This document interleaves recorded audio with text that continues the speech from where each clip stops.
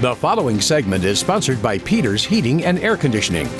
When it comes to dealing with breast cancer, one of the hardest parts can be sharing the news of a diagnosis with loved ones, especially the kids.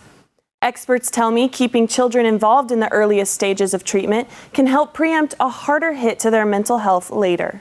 Pick the right time and make sure that all the stars line up and it's the right way to do it. But we can't put that off too long because they're going to pick up and they're going to get nervous, and it's only going to add to the anxiety what already is an incredibly stressful situation. And so in most instances, it's important to just talk to those kids sooner rather than later. Cater your conversations depending on your child's age and developmental history.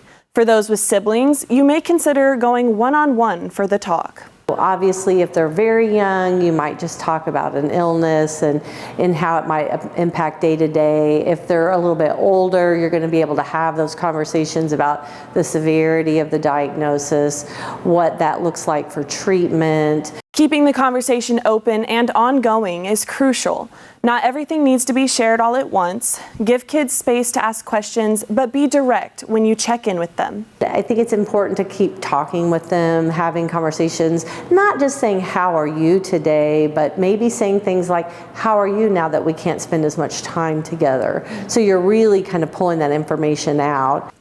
And keep an eye out for signs they're not taking it well.